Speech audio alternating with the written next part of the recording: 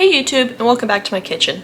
Today I'm going to be trying a new recipe that my sister recommended. She made it last week for her family, and I'm going to give it a try this week with a few of her tips thrown in. It's going to be balsamic chicken with potatoes and carrots. I'll leave a link in the description below. Now before I got started, I gave these a really good rinse. I never peel any of my vegetables. It's such a waste of time and nutrition because, especially with potatoes, there's a lot of nutrition in the skin. So I'm just going to cut off some of these less desirable looking parts, and I won't waste them. They can go in the compost pile. If you've got animals, you can feed them to them, chickens and pigs especially, although honestly carrots are perfectly fine for dogs. And I'm going to cut these into 2-inch pieces. I'm just going to eyeball this because, you know, I'm going to cut this in half first. I'm going to eyeball it.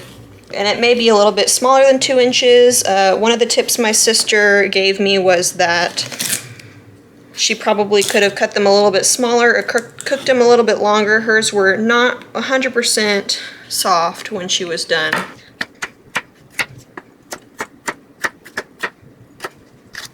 And once I get these chopped nicely, I'm going to go ahead and put them on a cookie sheet. I have a very small oven, so this recipe recommends that you put everything, the chicken, potatoes, and carrots all on one sheet, but there's no way I can have a big enough cookie sheet for that. So I'm going to do my carrots and potatoes on one and my chicken on a separate one. And I'm going to do the same thing with the other 2 carrots. Aren't these things huge? When you're cooking anything, it's especially important to make sure that the sizes of your pieces are pretty standard, because otherwise you'll have some pieces that are cooked and some pieces that maybe they're cooked but they're not quite as tender as you would like them. And with this last carrot, I didn't notice this in the store when I picked it up, but it's got this weird chunk missing out of it, so I'm going to cut around that as well. I think it should be fine. I've got plenty of carrots here. Bear with me a moment while I get my potatoes washed. And when it comes to potatoes, I'll usually cut off the root end and leave the rest of it the way that it is. If there's any eyes, I'll take those off, but these are pretty fresh, so I don't have that problem here. And these I'm supposed to cut in 1-inch cubes. Again, I'll probably leave them just a little bit smaller than what's recommended just to make sure they cook thoroughly. Normally I also buy red potatoes. I don't know why, it's just a family preference. My husband's mom grew those when he was growing up, so I've kind of switched to red potatoes, but they really didn't have very many and they didn't look great when I went, so I got golden potatoes instead this time.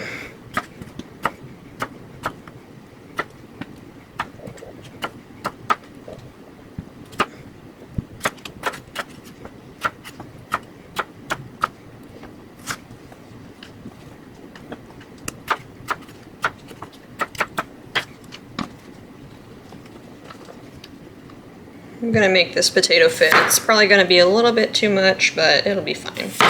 I do want to have leftovers of this. I've got 3 chicken breasts. The recipe and the link will be for 4 servings, but there's just 2 of us, so I'll go ahead and cook all 3 chicken breasts and I'll have leftovers for lunch tomorrow.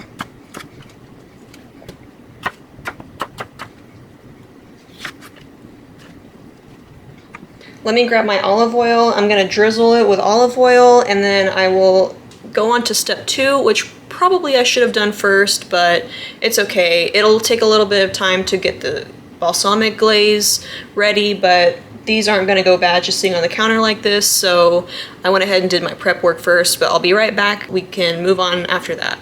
Alright, let's get these nice and oiled up. You want to make sure you have plenty of olive oil on these because otherwise they'll stick to the bottom of the pan and that's not going to be fun to scrape off after these are cooked. By the way, I did preheat my oven to 400 degrees and get these nice and coated.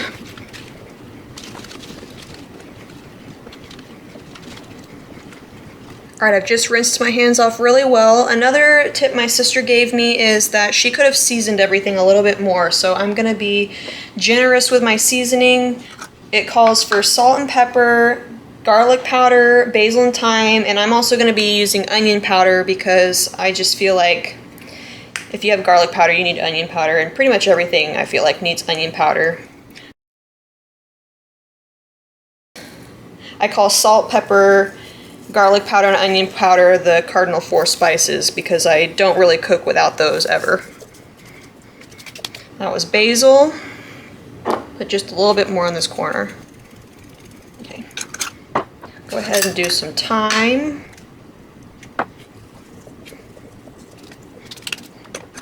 These come out much easier so I don't have to dump them in my hand, but this one is garlic powder.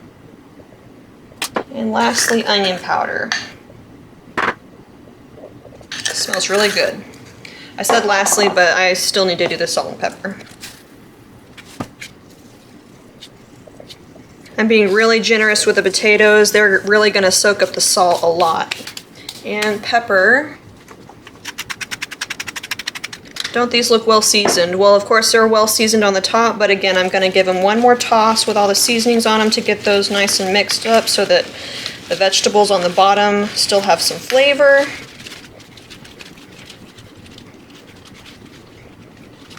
And to be honest, by the look of these, I think I could season them just a little bit more. So I'm going to rinse my hands off one more time and just give them another dusting of everything. So one more time, I'll do some basil, some thyme, garlic and onion powder. I'll be honest, I've never tried savory carrots before, so this is a little bit of a double experiment because not only is the recipe new to me, so is having carrots with garlic and onion powder on them. Just a little bit more salt and pepper. I already salted the potatoes pretty well the first time, so I'll hold back a little bit this time. Now I'm going to put this off to the side and let's go over to my stovetop where I'm going to get the balsamic glaze ready.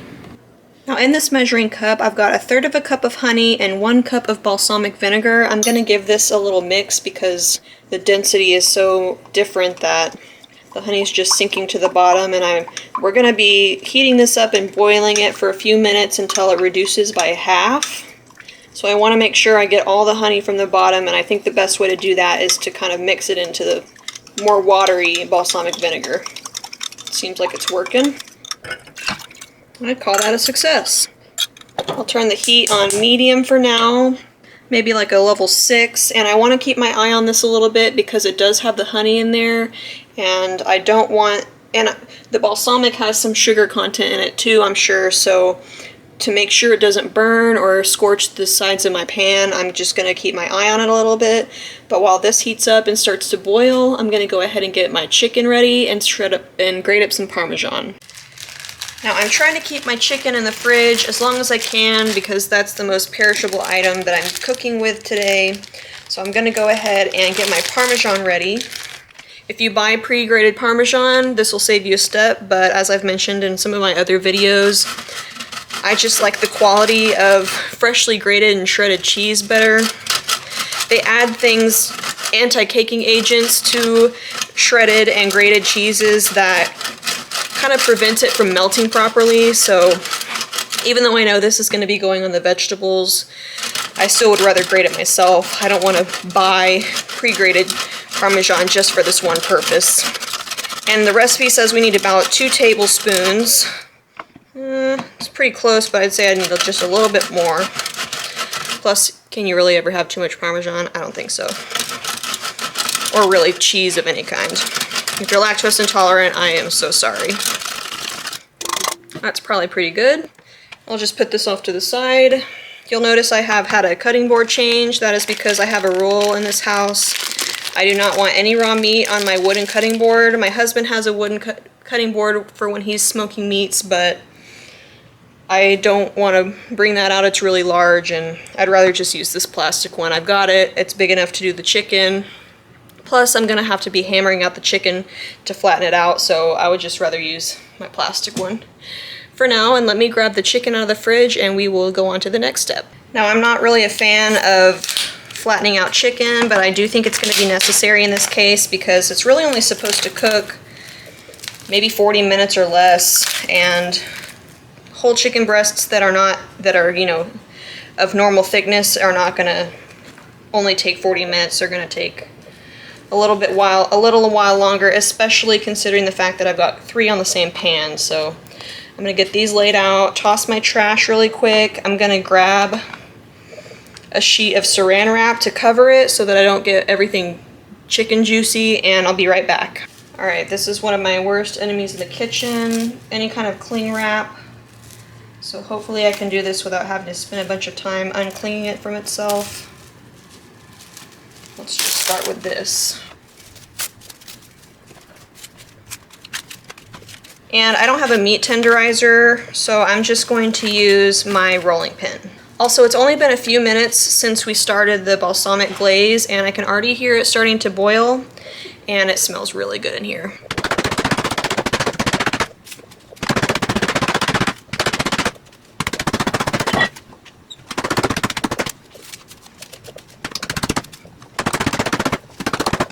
Again, I want to make sure that these are as close to the same thickness as I can get them. You'll see, I don't know if you can tell, this one's much thinner than these two still, so I'm going to try and flatten these out as much as I can, maybe about a 1/4 inch to a 1/2 inch before I put them on my next cookie sheet.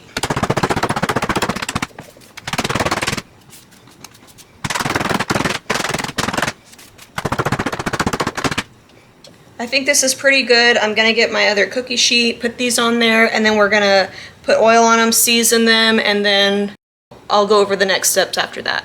I think it's pretty clear why I needed to use 2 cookie sheets for this. Now these are a little bit smaller than I think what a standard size cookie sheet is. I think a normal one would be about like that. But even still, I find it hard to believe that you could fit 4 flattened chicken breasts and all of these vegetables on 1 cookie sheet. So I'm glad I'm doing it the way that I am. I'm gonna show you what the balsamic glaze is looking like right now. It's definitely boiling. It hasn't really cooked down very much yet because it's only been boiling for a few minutes. But I definitely have a nice rolling boil going on right here. I did give it a stir a few minutes ago. I'll give it another stir really quick. You'll see how there are some particulate matter kind of gathering up on the sides. I'm just gonna mix that in here. If I had to guess, that's probably from the honey. And it looks like I can hardly see the measurements on my pan, but it looks like it's starting to cook down just a little bit. It was just under the 1/2 liter whenever I added everything in. So now to the chicken, we're gonna do exactly the same thing we did with the vegetables. I'm gonna coat it with oil and then season it with the same seasonings I used earlier. I'm always looking for new chicken recipes because to me, chicken is just so bland and boring, and my husband grew up on it. We were more of a beef family, but it's been a learning experience getting chicken to taste good. So I was really excited when I heard from my sister that she found this balsamic chicken recipe. I'm gonna be a little bit overly clean probably, but I'm gonna wash my hands again and oil the other side of this before I season it. All right, let's go ahead and get these seasoned. I have washed my hands another time. I can't tell you how many times I've washed my hands because I am not messing around with raw chicken. Especially with me being pregnant, I don't want to take any risks in that regard. And I've got a fork so I can flip my chicken over instead of having to wash my hands again later. All right, so here we go with the basil.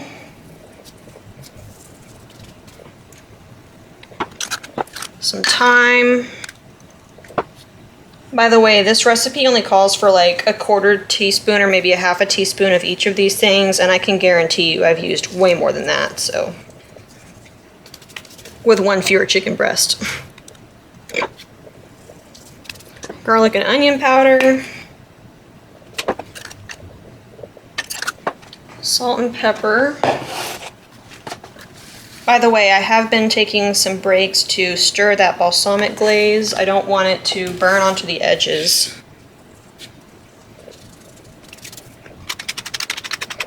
And when I flip these, I'm sure some of my seasoning will kind of rinse off into the oil, but it's okay, it's gonna flavor the oil and it'll be flavorful anyway.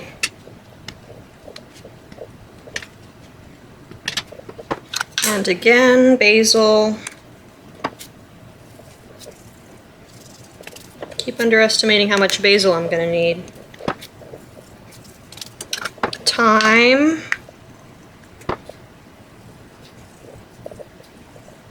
I'm excited for everything to go into the oven. I bet it's gonna smell really good.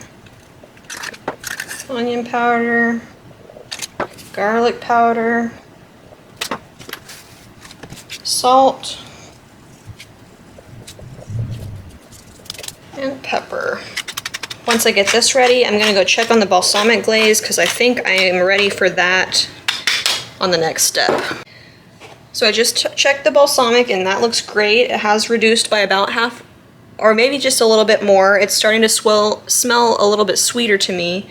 But before I put that on the chicken, I'm gonna dust the potatoes with this parmesan we grated up.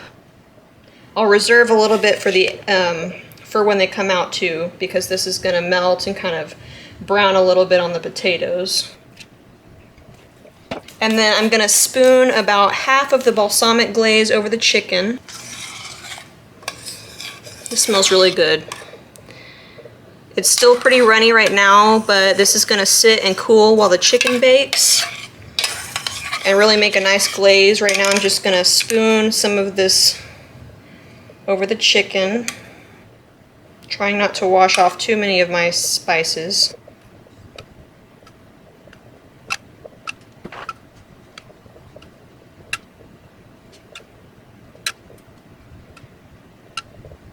Alright, that looks pretty good to me, and let me see how long this will need to bake.